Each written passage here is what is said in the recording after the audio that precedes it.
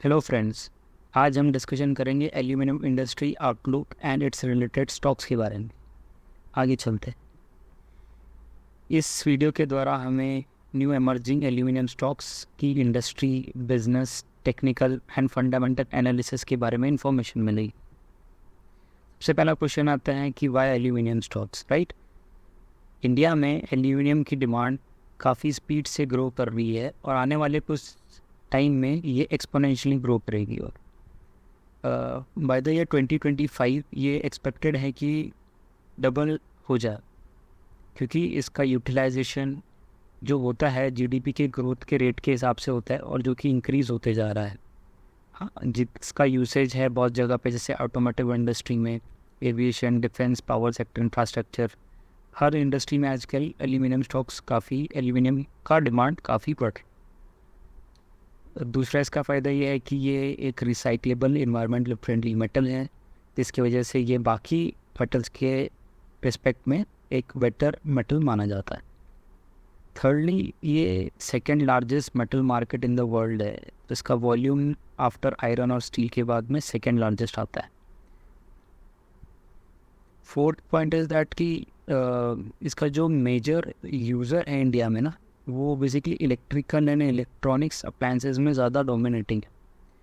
But जो बाहर के वर्ल्ड्स में अगर देखा जाए तो ये थ्रू आउट द सेक्टर अच्छे से डिस्ट्रीब्यूटेड है, जो कि अपने इंडिया में लैग करता है। तो अगर हम बाहर का वर्ल्ड को बेंचमार्क करके इंडिया को देखें तो ये बाकी जब सारे सेक्टर्स में भी ग्रो करेगा तो ऑटोमेटिकली इसकी और डिमांड बढ़ेगी। तो ये हमारे लिए एक प्लस पॉइंट है। और सबसे इम्पोर्टेंट पॉइंट, जो गवर्नमेंट ऑफ इंडिया है मल्टीपल इनिशिएटिव्स ले रही है, like make in India, 100% rural electrification, housing for all, smart cities and etcetera, like electrical vehicle सबसे इम्पोर्टेंट है, रिन्यूएबल एनर्जी रिसोर्सेज। तो इस वजह से इस डायरेक्शन में एल्यूमिनियम का यूसेज को बूस्ट मिलेगी। आगे बढ़ते हैं। ओके, ये एक ग्राफ है, जैसे हमने बात किया था कि आने वाले कुछ टाइम में जो एल्यूमिनियम की डिमांड है वो किस तरीके से राइज करेगी, उस ग्राफ में समझाया गया है। अगर आप यहाँ पे देखोगे, जो येलो लाइन से डॉटेड फॉर्म में दिखाया है, फ्रॉम 1950 से टिल 2010 ये ग्रोथ इंक्रीज़ हो रही थी, बट उतना स्टेडीली इंक्रीज़ नहीं हो रही थी। बट उसके बाद जब देखा गया 2010 से आगे आने वाले टाइम में इसका जो ग्रोथ है वो एक एक्सपोनेंशियल रेट से ग्रो होने वाला है। इस ग्राफ के थ्रू हम समझ सकते हैं।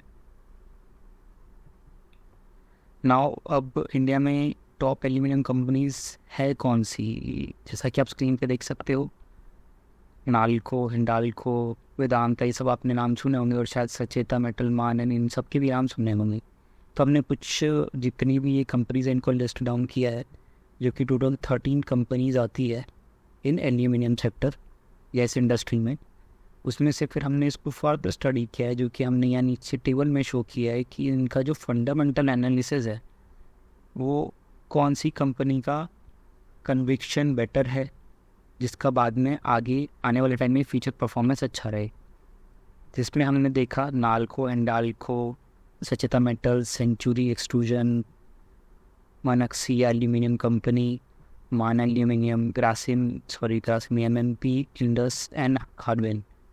ये हमने कंपनीज जो है आइडेंटिफाई करी जिसमें एक strong conviction and better future performance की ग्रोथ दिखती है, जो कि इनमें से टोटल 8 नंबर्स होती है। आगे हम इनकी टेक्निकल शेयर होल्डिंग पैटर्न को डिस्कशन करते हैं। अभी हम जो पीछे स्ट्रॉन्ग कन्विक्शन वर्ड जो यूज़ कर रहे हैं वो हम किस बेसिस पे यूज़ कर रहे हैं, बिकॉज अगर आप देखोगे इन सब की जो फंडामेंटल एनालिसिस हमने करी है, जिस बेसिस पे हमने उनको स्ट्रॉन्ग बताया है, इट इंक्लूड्स फंडामेंटल एनालिसिस में profit, balance sheet and there quarterly profits and all. और सबसे इम्पॉर्टेंट जो कन्विक्शन में एक सॉलिड प्रूफ है इस, अगर हम यहाँ पे देखें कि नाल्को में वो एक 18,000 करोड़ की मार्केट कैप कंपनी, ये एक बड़ी कंपनी है। सिमिलरली हिंडाल्को भी। तो इसमें जो FIIs एंड DIs ने कंट्रीब्यूट कर रखा है अपना शेयर ऑफ चंक, जो कि 7% से इंक्रीज़ होके इस करेंटली 14% डबल हो गया है। DIs ने भी ऐसे ही किया है, इंक्रीज़ कर करके इट्स 15%। तो पब्लिक के पास इज़ वेरी लेस अमाउंट, 18% के आसपास है अप्रॉक्सीमेटली, ऐसा आप देख सकते हैं। तो इसको हम क्लियरली ग्रीन फ्लैग में टर्म करते हैं, it's a green flag for us. Secondly जब हिंडाल्को में देखें तो इसका 1 लाख करोड़ का मार्केट कैपिटल है, ये भी एक बड़ी अच्छी कंपनी है। और इसमें भी हम सेम पैटर्न नोटिस कर पा रहे हैं कि एफ ने अपनी इसमें इन्वेस्टमेंट इंक्रीज़ करी है। इट्स करेंटली 26% फ्रॉम 19%, जो कि डी ने भी सिमिलर वे में 25 से अपनी 26% करी, मतलब they have maintained it. Public के पास इसमें भी काफ़ी कम है, 12% के आसपास। ये तो 2 बड़ी कंपनी थी आउट ऑफ 8 तो इसमें दिखा, बट जब हम जो बाकी की बात करते हैं सचेता मार्केट का आप देख रहे हैं, इसमें डी का इतना कंट्रीब्यूशन नहीं है। आगे की स्लाइड में भी देखते हैं। सेंचुरी एक्सट्रूजन, ये भी 157 करोड़ की कंपनी है। मनक्सिया एल्यूमिनियम, ये 174 करोड़ के आसपास की कंपनी, ये 500 करोड़ के आसपास की कंपनी है। मान एल्यूमिनियम हार्डवेयर 1300 करोड़ रुपये की है। एमपी इंडस 610 करोड़ की है, और इसका हमारे पास में डाटा भी अवेलेबल नहीं है ऑफ शेयर का जो डिस्ट्रीब्यूशन है कैसा है। अभी सब में अगर हम एफ और डी की होल्डिंग देखें तो काफ़ी हद तक कुछ में है ही नहीं और कम है। इसमें तो है ही नहीं। मैक्सिया में इसमें भी स्टार्ट किया एफ ने अपना इन्वेस्टमेंट, और इसमें भी इन्वेस्टमेंट दिख रहा है। इसीलिए सब छोटी कंपनियां, इसलिए इतना इन्वेस्टमेंट दिख नहीं रहा है। बट ये हमारे लिए एक गुड पॉइंट भी हो सकता है, क्योंकि अगर हम एफ से पहले एंटर हो जाए तो अपने लिए वो एक प्लस पॉइंट होता है। नो डाउट अपन आगे देखेंगे कि इन कंपनीज़ में और ये जो मेजर जो 2 बड़ी कंपनीज़ हैं कैसे हम आगे करें, सो दैट कि हम अपना रिस्क को मिटिगेट करें और एक बेहतर गेन लें इन फ्यूचर।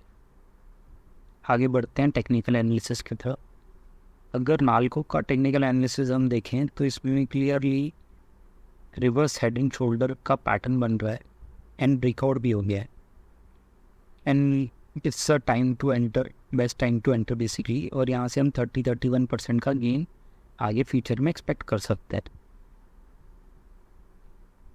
नेक्स्ट देखते हैं हिंडाल्को में भी ऑलमोस्ट ऐसा ही पैटर्न है, बट पैटर्न का कप एंड कोन हैंडल है। एंड इसमें भी हम अगर एक्सपेक्टेड रिटर्न देखें तो यहाँ पे भी हम 18% के आसपास देख सकते हैं एज अ फर्स्ट टारगेट, और थोड़ा और लॉन्ग टर्म में देखें तो ये अपने हाई तक भी जा सकता है, which is close to around 37%। तो ये भी एक टाइप से ब्रेकआउट हो चुका है और हम इसमें एंट्री कर सकते हैं। एक अच्छे लेवल पे अच्छी एंट्री मिल रही है। सचिता मेटल्स में अगर आप देखेंगे यहाँ पे एक बार काफ़ी अच्छा ग्रोथ आने के बाद में फिर अभी करंटली स्टॉक प्राइस काफ़ी नीचे आ रही है, और ये एक अच्छा बाइंग अपॉर्चुनिटी, क्योंकि यहाँ पे काफ़ी अच्छा परसेंटेज ऑफ गेन दिख रहा है 207, बट दैट डजंट मीन कि इतना अच्छा परसेंटेज गेन दिख रहा है तो हम इमीडिएटली जाके ये परचेज़ कर ले। हमें एक सोच समझ के साथ इन्वेस्टमेंट करनी चाहिए, क्योंकि ऐसे कोई भी स्टॉक पे जो छोटे हों उसमें रिस्क थोड़ा ज़्यादा होता है। हम आगे अंडरस्टैंड करेंगे कि हम इसको कैसे बेहतर कर सकते हैं सो दैट की, और कैसे रिस्क को मिटिगेट करें विद प्रॉपर इन्वेस्टमेंट स्ट्रैटेजी। तो इस ग्राफ में भी हमें क्लियरली दिख रहा है कि इसमें भी एक अच्छा परसेंटेज गेन हम एक्सपेक्ट कर सकते हैं इन अपकमिंग ईयर्स। सेंचुरी में भी ऐसा है, उसमें भी ब्रेकआउट हो गया है। ये हमने काफ़ी लॉन्ग ड्यूरेशन में देखा है, तो हम इसमें 42% तक का गेन एक्सपेक्ट कर सकते हैं। मनक्सिया एल्यूमिनियम में अगर हम देखें तो इसमें अभी करंटली ये जो पैटर्न दिख रहा है यहाँ पे हमने जो ड्रॉ किया है, ये जो है ऐसे जो यू कॉपर बनता है ना, इसका मतलब ये है कि एक्यूमुलेशन फेज़ है। ये एक्यूमुलेशन के बाद अभी ये अब ग्रोइंग जा रहा है, तो we can enter it right now और we can hold till the break. But यहाँ पे परसेंटेज गेन फिर हम शायद थोड़ा लूज कर देंगे, तो we can invest with a small amount, so that कि जब ब्रेकआउट आए तो फिर हम अपना फुल अमाउंट करके वेट करें, और हम एक्सपेक्ट कर सकते हैं आगे आने वाले टाइम में 38% के आसपास। और मान एल्यूमिनियम में तो यहाँ पे हम देख सकते हैं कप एंड हैंडल पैटर्न है, क्लियरली ब्रेकआउट भी हो गया, उसमें टारगेट भी अचीव कर लिया है। तो इसके केस में हमें थोड़ा वेट करना चाहिए, जब ये थोड़ा डाउन आए तो we can get a buy opportunity, तो हम उसमें एंटर करें तो बढ़िया है। एमएमपी इंडस्ट्रीज़ लिमिटेड, इसमें भी हम अगर देखें तो ये थोड़ा सा लॉन्ग ड्यूरेशन में बनाया हुआ है। तो वैसे ये है reverse head and shoulder pattern. मैं ड्रॉ कर देता हूँ थोड़ा फिगर में, तो आपको एक्सप्लेन में थोड़ा इजी जाएगा। और ये ब्रेकआउट भी हो गया, तो हम भी यहाँ पे 24-25% का रिटर्न एक्सपेक्ट कर सकते हैं आने वाले कुछ टाइम में। हार्डवेयर इंडस्ट्री में भी जैसा पैटर्न में पीछे शेयर में देखा कि पहले काफ़ी हद तक ऊपर जाने के बाद में सडन नीचे आना, तो it is a buying opportunity actually. और ये वापस से हम 50% तक का रिटर्न इसमें एक्सपेक्ट कर सकते हैं। अगर हम कंक्लूड करें तो इसमें बेसिकली एल्यूमिनियम एक ग्रोइंग इंडस्ट्री है फॉर अपकमिंग ईयर्स। तो एक रिटेल इन्वेस्टर इसमें इन्वेस्ट करके एक गुड गेन एक्सपेक्ट कर सकता है अगर विद प्रॉपर रिस्क मैनेजमेंट करे तो। अब इसमें जो बेस्ट रिस्क मैनेजमेंट स्ट्रैटेजी होनी चाहिए वो ये होगी कि like a mutual fund firm, जैसे म्यूचुअल फंड्स वाले सारे करते हैं।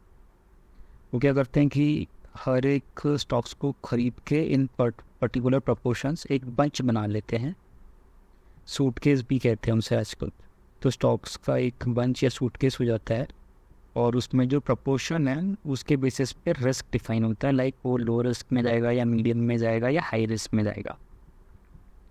अपनी अंडरस्टैंडिंग के हिसाब से ये अगर हम देखा जाए तो इन्वेस्टमेंट टाइम के अगेंस्ट में हमें यहाँ पे रिस्क को मिटिगेट करना चाहिए।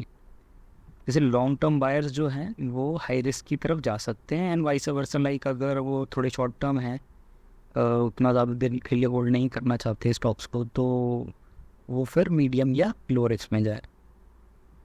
और सबसे इम्पोर्टेंट पॉइंट कि अगर हम कोई भी इन्वेस्टमेंट करते हैं अपनी ड्यू इंटेलिजेंस के साथ में, अंडरस्टैंडिंग के साथ में, तो उसमें एक चीज़ का ध्यान रखें कि हम कभी भी ना अपने पोर्टफोलियो को पूरा का पूरा वैल्यू ना लगाएं, उसका 6-10% ही हम लगाएं इस पर्टिकुलर इसमें जो हमारी अंडरस्टैंडिंग डेवलप हो रही है, उससे ज़्यादा ना लगाएं।